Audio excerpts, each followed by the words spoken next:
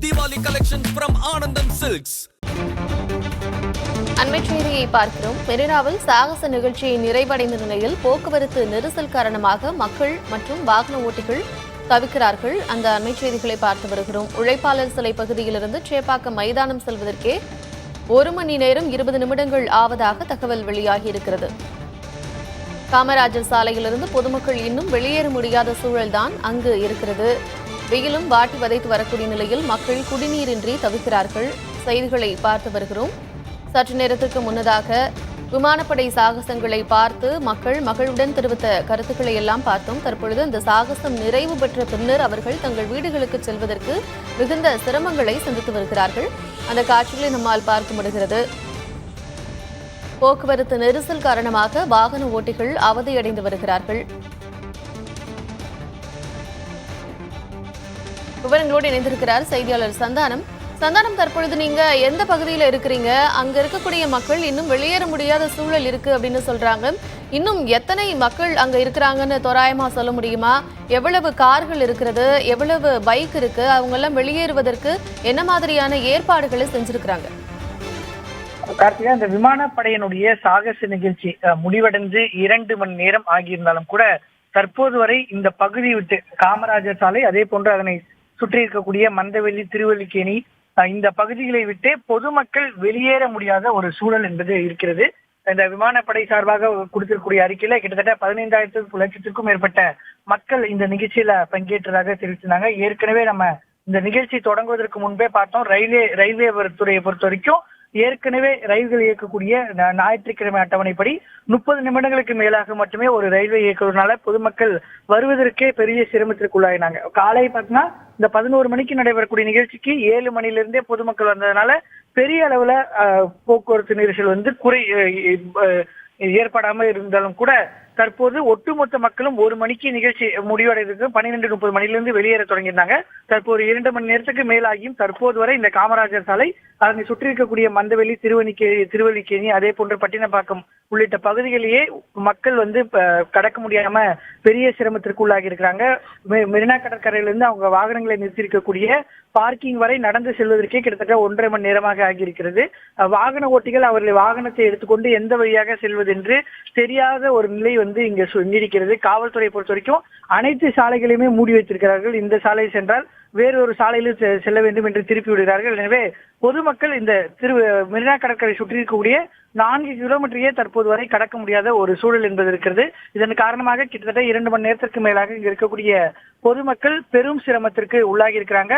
பெரும்பாலான சாலைகள்ல காவல்துறை தற்போது வரை போக்குவரத்தை சரி செய்வதற்கான பணியில் ஈடுபடாதனால வந்த பொதுமக்களே தன்னார்வலர்களாக மாறி இந்த போக்குவரத்தை சரி செய்யும் பணியில ஈடுபட்டு வராங்க. ஆம்புலன்ஸ்ல வெயில் காரணமாக பொதுமக்கள் மயங்கிய நபர்களை ஆம்புலன்ஸ்ல அழைத்து செல்லக்கூடிய ஆம்புலன்ஸ்களுக்கு வழியை கூட தன்னார்வலர்கள் ஏற்படுத்தக்கூடிய ஒரு நிலைதான் இந்த மெரினா கடற்கரை சுற்றி இருக்கக்கூடிய ஏற்கனவே இப்படி ஒரு நிகழ்ச்சி நடக்க போகுது. இதுல கிட்டத்தட்ட 15 லட்சம் மக்கள் கூடுவாங்க அப்படிங்கிறது தெரியும். அதற்கான ஏற்பாடுகள் எல்லாம் செஞ்சிருந்தாங்க.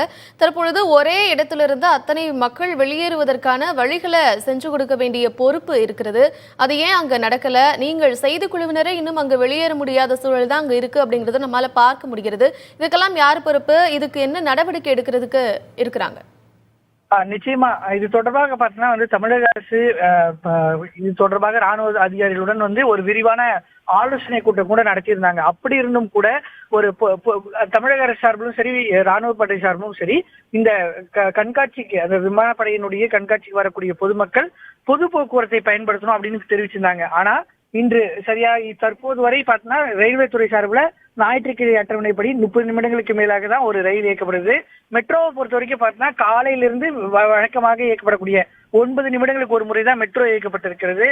தற்போது போக்குவரத்து நெரிசல் அதிகமான பின்புதான் 1 மணி நேரத்துக்கு முன்பாக தான் 3 நிமிடங்களுக்கு ஒரு முறை மெட்ரோ இயக்கப்படும் என்று இந்த அட்டவணை என்பது மாற்றப்பட்டிருக்கிறது.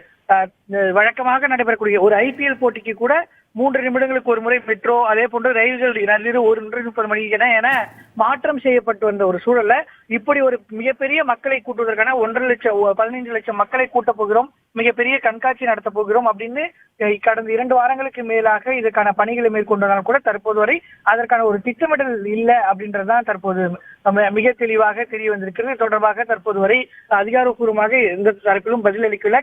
குறிப்பாக காவல்துறை இந்த பகுதியிலிருந்து பொதுமக்களை எப்படி வெளியேற்றுவது என்று தெரியாத நிலையில இருக்கக்கூடிய நிலையை நம்ம நேர்ல பார்க்க முடியுது. கார்த்திகா, சந்தானம், நீங்க இணைப்பில் இருங்க. சாந்தகுமார் நம்மோட இணைப்பில் இருக்கிறார், அவரோட பேசலாம். சாந்தகுமார், தற்பொழுது சென்னையில் நீங்க எந்த பகுதியில் இருக்கிறீங்க? அங்கு மக்கள் கூட்டம் எப்படி இருக்கிறது? அங்க இருக்கக்கூடிய களச்சூழல் எப்படி இருக்கு? கார்த்திகா, சென்னை மெரினா கடற்கரையிலிருந்து ராதாகிருஷ்ணன் சாலை வழியாக அண்ணா சாலை சென்றடையக்கூடிய அந்த பகுதியில் இருக்கிறோம். கிட்டத்தட்ட மெரினாவிலிருந்து 3 கிலோமீட்டர் தூரத்திற்கு வாகனங்கள் அணிவகுத்து அப்படியே நின்று கொண்டிருக்கிறது. அதே போல நிகழ்ச்சி முடிந்து, சாகச நிகழ்ச்சி முடிந்து நடந்து வரக்கூடிய மக்களும் இந்த நடைபாதையை பயன்படுத்தி கூட்டமாக சென்று கொண்டிருக்கிறார்கள்.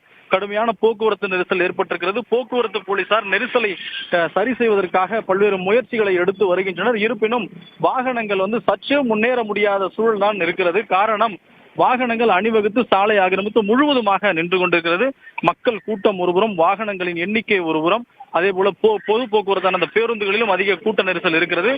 பல்வேறு நபர்கள் 4 கிலோமீட்டருக்கு முன்னதாக இருசக்கர வாகனத்தை நிறுத்திவிட்டு மெரினா கடற்கரை சென்றடைந்தால் அவர்கள் நடந்து சென்று வாகனங்களை எடுத்து செல்வதற்கு பல்வேறு சவால்களை சந்தித்து வருகின்றனர்.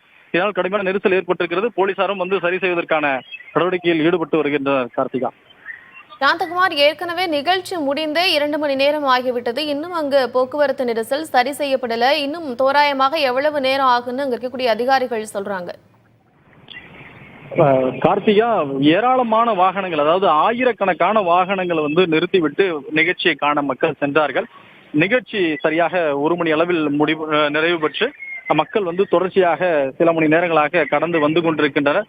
இன்னும் பல மணி நேரங்கள் இந்த போக்குவரத்து நெரிசல் சரி செய்வதற்கு ஆவதாக தான் காவல்துறை தரப்பில் தெரிவிக்கப்பட்டிருக்கிறது. காரணம், வாகனங்கள் நகர்ந்து செல்வதற்கு இடமில்லாத சூழல் ஏற்பட்டிருக்கிறது.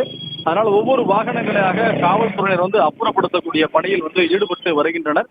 இன்னும் சில மணி நேரங்களுக்குள்ளாக இந்த போக்குவரத்து நெரிசலை சரி செய்யப்படும் என்று காவல்துறை தரப்பில் தெரிவிக்கப்பட்டிருக்கிறது. கார்த்திகா, சாந்தகுமார், இந்த நிகழ்ச்சி நடக்கும் போதே கிட்டத்தட்ட 20க்கும் மேல அவங்க மயக்கம் போட்டு விழுந்து அவங்கள ஹாஸ்பிட்டல் கொண்டு போறதுக்கான ஏற்பாடுகள் எல்லாம் நடந்தது. இப்போ நடந்து செல்லக்கூடிய மக்கள் எவ்வளவு சிரமங்களை சந்திக்கிறாங்க? குறிப்பாக நடந்து செல்லக்கூடிய மக்கள் சோர்வாக காணப்படக்கூடிய நிலையும் இருக்கிறது. அவர்கள் முகம் வாட்டத்தோடு காணப்படுகிறது. காரணம், அதிகப்படியான வெயில் அந்த சாகச நிகழ்ச்சிகளை கண்டு கழித்து விட்டு வந்தாலும் அவர்களுக்கு போதிய வசதிகள் கிடைக்கல. அதாவது குடிநீர் உள்ளிட்ட அடிப்படை தேவைகள் கிடைக்காமல் சிலர் மயக்கம் அடைந்து கீழே விழுந்தனர். அவர்களுக்கு முதலுதவி சிகிச்சைகளும் அளிக்கப்பட்டது. அவர்கள் பல்வேறு இன்னல்களை சந்தித்தாலும் இந்த சாகச நிகழ்ச்சி அவர்களை உற்சாகப்படுத்தி அந்த தெம்போடு அவர்கள் வீடு திரும்பிக் கொண்டிருக்கிறது. சற்று சிரமத்தோடு இருந்தாலும் இந்த சாகச நிகழ்ச்சி அவர்களை உற்சாகப்படுத்தியிருக்கிறது. வீடு திரும்பிக் கொண்டிருக்கின்றனர் நல்லபடியாக. அங்க எத்தனை போக்குவரத்து காவலர்கள் இருப்பாங்க சாந்தகுமார், இந்த போக்குவரத்து நெரிசலை எல்லாம் ஒழுங்குபடுத்துறதுக்கு? மெரினாவிலிருந்து ராதாகிருஷ்ணன் சாலை சந்திப்பில் காவல்துறை சந்திப்பில் இருக்கிறார்கள். அதே போல அடுத்தடுத்து இருக்கக்கூடிய ஒவ்வொரு சந்திப்பிலும் காவல்துறையினர் இருக்கிறார்கள். குறிப்பாக போக்குவரத்து காவல்துறை, சட்டம் ஒழுங்கு காவல்துறை, உயர் அதிகாரிகள் முதல் அனைவரும் இருக்கிறார்கள். காவல்துறையினர் இருசக்கர வாகனத்தில் முழுமையாக போக்குவரத்தை சரி செய்வதற்காக ஒவ்வொரு இடமாக கடந்து சென்று வாகனங்களை நகர செல்வதற்காக அறிவுறுத்தி வருகின்றனர்.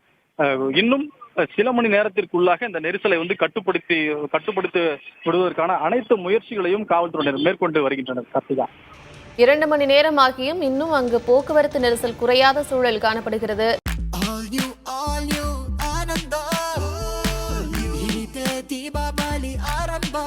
All new Diwali collections from Anand and Silks.